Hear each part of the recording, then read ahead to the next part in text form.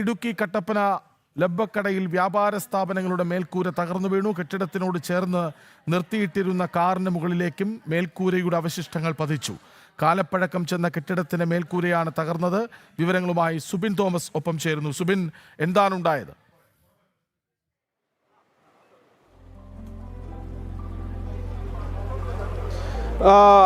അല്പസമയം മുമ്പാണ് ഇത്തരത്തിൽ ഈ ലബ്ബക്കടയ്ക്ക് സമീപം ഉണ്ടായിരുന്ന ഒരു വ്യാപാര സ്ഥാപനത്തിന്റെ മേൽക്കൂര തകർന്നു വീഴുന്നത്. ഒരു ശക്തമായ മഴ കഴിഞ്ഞ ദിവസങ്ങളെല്ലാം തന്നെ വെതിരിൽ നിന്നും തോരാതെ മഴ പെയ്യുന്ന ഒരു സാഹചര്യം ഉണ്ടായിരുന്നു. അത്ര ശക്തമായ മഴയായിരുന്നില്ല.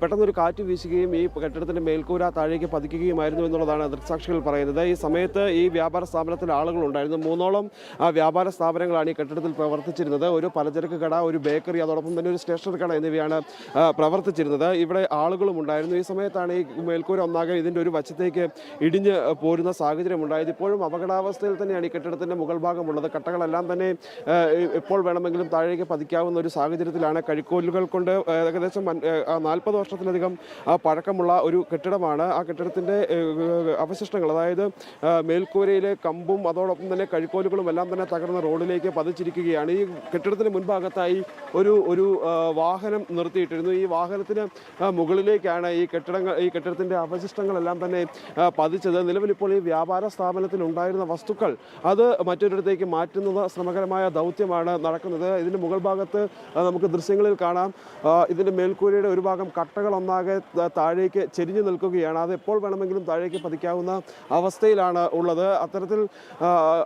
അത്തരത്തിലൊരു അവസ്ഥയിൽ നിന്നുകൊണ്ടാണ് നിലവിൽ ഇപ്പോൾ ഈ രക്ഷാപ്രവർത്തനങ്ങൾ അല്ലെങ്കിൽ ഈ ഒരു സാധനങ്ങൾ മാറ്റുന്നതുമായി ബന്ധപ്പെട്ടുള്ള നടപടികൾ നടക്കുന്നത്.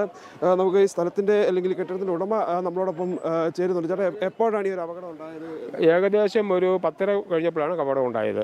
അപ്പോൾ നന്നായിട്ടൊരു കാറ്റ് വീശി, അതോടൊപ്പം തന്നെ മഴയുണ്ടായിരുന്നു. ഞാൻ കടയ്ക്കകത്ത് സാധനം എടുത്തു കൊടുത്തുകൊണ്ടിരിക്കുന്ന സമയത്താണ് ഈ സംഭവം ഉണ്ടാകുന്നത്. കാറ്റിൻ്റെയും അതുപോലെ മഴയുടെ ശക്തി കൊണ്ടാവാനാണ് സാധ്യത. എന്തായാലും ആൾക്കാർക്കൊന്നും യാതൊരു കുഴപ്പം പറ്റിയില്ല. പക്ഷെങ്കിൽ സാധനങ്ങൾ ധാരാളം നഷ്ടപ്പെട്ടു പോയിട്ടുണ്ട്. ലക്ഷക്കണക്കിന് രൂപയുടെ നാശനഷ്ടം ഉണ്ടായിട്ടുണ്ട്. എൻ്റെ അപ്പുറത്തും ഇപ്പുറത്തും 2 കടകളാണുള്ളത്. ഇപ്പുറത്തെ കട ബേക്കറിയാണ്, അപ്പുറത്തെ ഫോട്ടോസ്റ്റാറ്റും മറ്റു മെഷീനും ഒക്കെ വിൽക്കുന്ന ഒരു കടയാണുള്ളത്. കാറിന് കേടുപാടുകൾ സംഭവിച്ചു. കാറിന് കേടുപാട്, അരി മേടിക്കാൻ വേണ്ടി വന്ന ആളുടെ കാറായിരുന്നു. ആ കാർ ഇങ്ങനെ കടകത്ത് ഇണ കിടക്കുകയാണ്. കാറിൻ്റെ മണ്ടയിലോട്ടാണ് ഷീറ്റും മറ്റുള്ള ഓടും എല്ലാം കൂടെ കൂടി വന്ന് പതിച്ചത്. കെട്ടിടത്തിൻ്റെ കാലപ്പഴക്കം ഉണ്ടായിരുന്നു.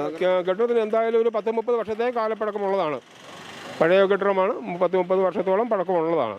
അത്തരത്തിലാണ് ഏകദേശം 30 വർഷത്തോളം പഴക്കമുള്ള ഒരു കെട്ടിടമാണ്. ഓട് ഇട്ടിരുന്ന പഴയ രീതിയിൽ നിർമ്മിച്ചിരിക്കുന്ന ഒരു കെട്ടിടമാണ്. ഒരു വശം ഒന്നാകെ നമുക്ക് ദൃശ്യത്തിൽ കാണുന്ന പോലെ പ്ലാസ്റ്റിക്കുകളൊക്കെ കൊണ്ട് മറച്ച് ആണ് ഇത് സംരക്ഷിച്ച് പോന്നിരുന്നത്. ഇതിൻ്റെ മുകൾ ഭാഗത്ത് ഓട് ആണ് ഉണ്ടായിരുന്നത്. ഇത് പുനർനിർമ്മിക്കേണ്ട സമയം കഴിഞ്ഞിരുന്നു എന്നുള്ളതെല്ലാം പരിശോധിക്കേണ്ടതായുണ്ട്. എന്തായാലും വലിയൊരു അപകടം തലനാരിഴയ്ക്ക് ഒഴിവായി എന്നുള്ളതാണ് ഏറ്റവും ആശ്വാസകരം. അല്ലെങ്കിൽ അപകടത്തിൻ്റെ തോത് വർദ്ധിക്കുമായിരുന്നു. കടയിൽ ഈ 3 കടകളിലും ആളുകൾ ഉള്ള സമയത്താണ് ഇത്തരത്തിൽ ഈ ഒരു കെട്ടിടത്തിൻ്റെ മേൽക്കൂര ഒന്നാകെ ഇടിഞ്ഞ് താഴേക്ക് പോരുന്ന സാഹചര്യം ഉണ്ടായത്. മറ്റാർക്കും പരിക്കുകളൊന്നും ഏറ്റിട്ടില്ല. എല്ലാവരും വ്യാപാര സ്ഥാപനങ്ങളിൽ ഉണ്ടായിരുന്ന ആളുകൾ അത്ഭുതകരമായി തന്നെ രക്ഷപ്പെട്ടു. പക്ഷേ അപകടം വിട്ടൊഴിയാത്തൊരു സാഹചര്യമുണ്ട്. ഇതിൻ്റെ മുകൾ ഭാഗത്ത് ഇപ്പോഴും ഈ മേൽക്കൂരയുടെ ഒരു ഭാഗം താഴേക്ക് നിൽക്കുകയാണ്. അത് ഇടിഞ്ഞു പോരാനുള്ള സാധ്യതയുണ്ട്. അതുകൊണ്ട് തന്നെ ഈ സാധനങ്ങൾ മാറ്റിയ ശേഷം ഈ കടകളിലുള്ള മറ്റ് വസ്തുക്കൾ മാറ്റിയ ശേഷം ഈ കെട്ടിടത്തിൻ്റെ ബാക്കി അപകടാവസ്ഥയിലുള്ള ഭാഗം പൊളിച്ച് മാറ്റുന്നതുമായി ബന്ധപ്പെട്ടുള്ള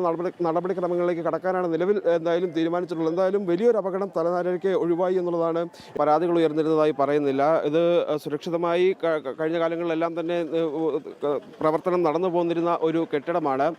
കാലപ്പഴക്കം ഉണ്ടായിരുന്നു എന്നുള്ളത് വസ്തുതയാണ്. പക്ഷേ ഈ ഒരു അപകടാവസ്ഥയിലേക്ക് പോകുന്ന സാഹചര്യം ഉണ്ടായിരുന്നില്ല എന്നുള്ളതാണ് എല്ലാവരും തന്നെ പറയുന്നത്. പക്ഷേ പെട്ടെന്ന് ഇന്ന് ശക്തമായ കാറ്റ് മേഖലയിൽ വീശിയിരുന്നു. ആ സമയത്താണ് ഈ കെട്ടിടത്തിൻ്റെ ഒരു ഭാഗം മേൽക്കൂര താഴേക്ക് പോരുന്ന സാഹചര്യം ഉണ്ടായത് എന്നുള്ളതാണ്. എന്തായാലും ഈ കെട്ടിടത്തിൻ്റെ കാലപ്പഴക്കം സംബന്ധിച്ച് പരിശോധനകൾ നടത്തേണ്ടതായുണ്ട്. ഏതെങ്കിലും തരത്തിലുള്ള കെട്ടിടം അപകടാവസ്ഥയിലായിരുന്നോ എന്നടക്കമുള്ള കാര്യങ്ങളെല്ലാം തന്നെ പരിശോധിക്കേണ്ടതായുണ്ട്. അത്തരത്തിലുള്ള പരിശോധനകൾ വകുപ്പ് തലത്തിൽ നടത്തുമെന്നുള്ളതാണ് നമുക്ക് മനസ്സിലാക്കാൻ സാധിക്കുന്നത്. എന്തായാലും ഈ കെട്ടിടവുമായി ബന്ധപ്പെട്ട് മറ്റ് അനിഷ്ട സംഭവങ്ങൾ ഉണ്ടാക്കാത്ത വിധത്തിൽ അല്ലെങ്കിൽ ഇനിയൊരു അപകടം ഉണ്ടാകുന്നതിന് മുമ്പ് തന്നെ തന്നെ നടപടിക്രമങ്ങൾ പൂർത്തിയാക്കാനുള്ള ഒരു ശ്രമമാണ് എന്തായാലും നിലവിൽ പുരോഗമിച്ചുകൊണ്ടിരിക്കുന്നത്. പഞ്ചായത്ത് അധികൃതരും അതോടൊപ്പം തന്നെ മറ്റ് അധികൃതരും എല്ലാം തന്നെ ഈ നിലവിൽ സ്ഥലത്തെത്തി മറ്റ് പരിശോധനകൾ നടത്തുന്നുണ്ട്. ഏതെങ്കിലും തരത്തിൽ ഈ കെട്ടിടത്തിന് പെർമിറ്റ് പുതുക്കി നൽകിയതുമായി ബന്ധപ്പെട്ടുള്ള പ്രശ്നങ്ങൾ ഏതെങ്കിലും തരത്തിലുണ്ടോ എന്നടക്കമുള്ള കാര്യങ്ങളൊക്കെ ഇനിയിപ്പോൾ അതിന് വിശദീകരണം വരേണ്ടത് തദ്ദേശ സ്വയംഭരണ സ്ഥാപനത്തിൻ്റെ ഭാഗത്തു നിന്നാണ്. ഇത് പൊളിക്കണമെന്നോ അല്ലെങ്കിൽ പുനർനിർമ്മിക്കണമെന്നോ ആവശ്യം മുമ്പോട്ട് വച്ചിരുന്നോ, പരാതികൾ ഉയർന്നിരുന്നോ എന്നുള്ള കാര്യത്തിൽ ഒരു വ്യക്തത വരേണ്ടതായുമുണ്ട്. നിലവിൽ അത്തരത്തിലുള്ള പരാതികളൊന്നും തന്നെ ഉണ്ടായിരുന്നില്ല എന്നുള്ളതാണ് നമുക്ക് മനസ്സിലാക്കാൻ സാധിക്കുന്നത്. കൃഷ്ണരാജ്, ശരി, വിവരങ്ങൾ നൽകുകയായിരുന്നു സുബിൻ തോമസ്.